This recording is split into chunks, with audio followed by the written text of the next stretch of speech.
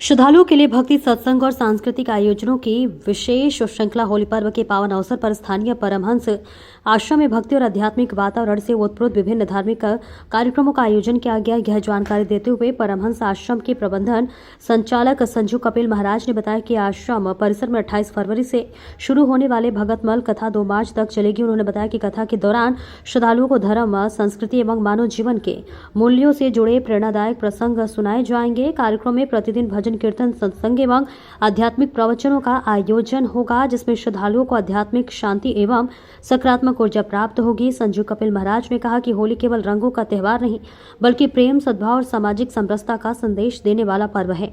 आश्रम में आयोजित कार्यक्रमों का उद्देश्य समाज में भाईचारे की भावना को मजबूत करना तथा लोगों को भारतीय संस्कृति से जोड़ना है। महान कथा वाचन आचार्य संजू कपिल महाराज ने दी जानकारी। देखिए जसवंत सिंह की रिपोर्ट।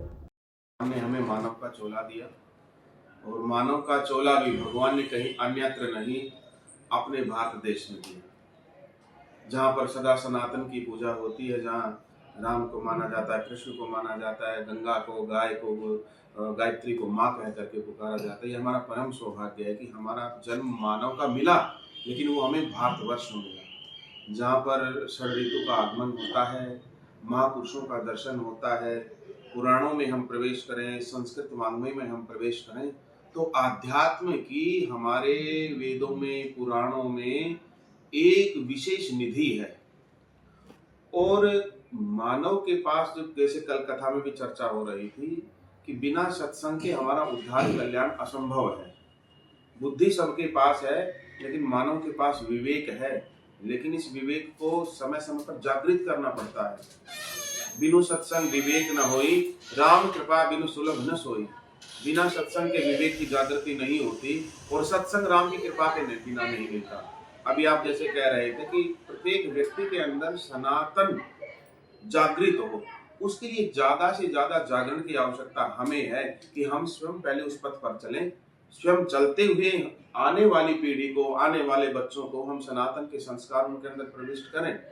हम बैठ करके राम जी के सामने हनुमान चालीसा पढ़े, हनुमान जी के सामने बैठ करके हनुमान चालीसा पढ़े, राम का नाम लें, मंदिर जाएं, पूजा करें, अपने बड़े बुजुर्गों का सम्मान करें।